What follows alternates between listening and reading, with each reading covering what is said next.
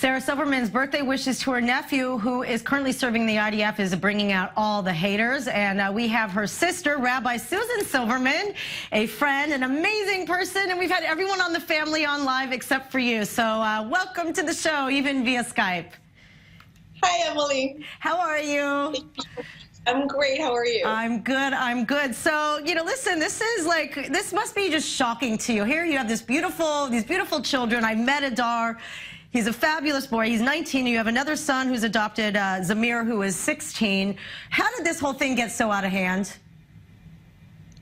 I'm not sure how it got out of hand, except to say that there's a certain glee, I think, in hating Israel and in assuming the worst of us, or taking the worst of our country and making it into the whole of who we are, which is something that I wouldn't accept for any other nation or people. Right. So when did this all happen? I mean, did you guys see, and did your son see the birthday message? And was it just immediate? People were responding with so much vitriol?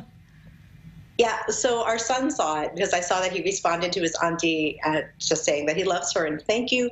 But I didn't hear about the whole problem until it was covered by the news. And then I was like, wait, and I looked at Instagram. Wow, amazing. So, the interesting thing is, so Adar, I mean, this was such a beautiful process. I mean, you and your husband, Captain Sunshine, I love just to call him Captain Sunshine.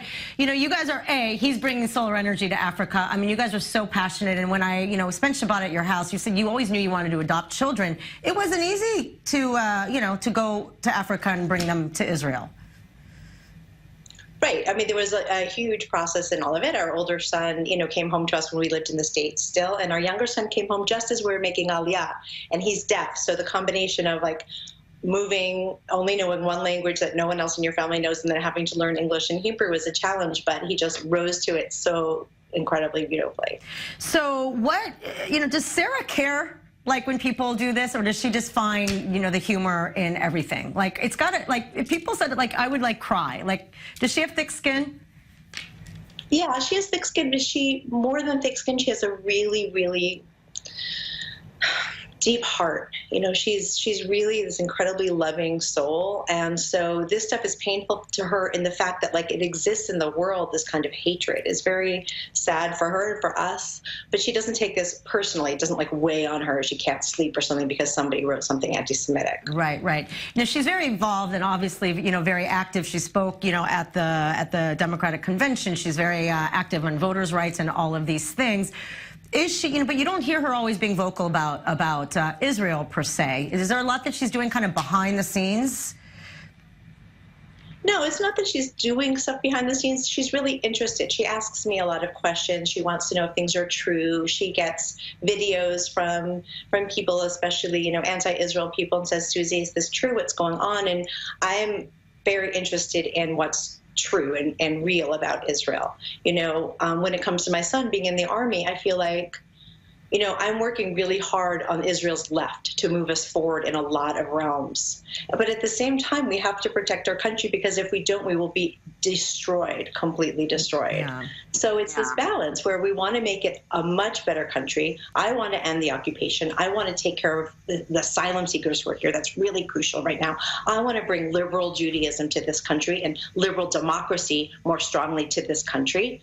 But we can't wait to protect ourselves until those things are in place. Managed, exactly. Now, lastly, this is also, you're very, very passionate. Again, you said that you always knew you wanted to adopt. You're also passionate with your program, Second Nurture. I mean, your heart and soul as a rabbi is not in having a shul. It's in helping, at-risk kids, and mainly older kids that don't have homes.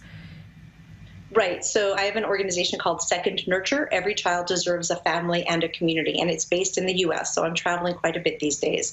And the idea is that there are lots of people out there who are interested in adopting older, waiting children. Over 100,000 children are legally free for adoption in the U.S. Many of them are older kids, sibling groups, special needs. And people who even want to do it are hesitant because they're afraid of what it might do in their lives, that it might disrupt their lives. So what we do is we create cohorts of people to go through the process together, so that multiple families from the same communities have adopted older waiting children, and we can provide support in the context of that community. Wow, amazing, Susan. Thank you. Come back again. We got to have the whole mishpacha together instead of individually. Thank you so much. Happy New Year. I'll see you soon.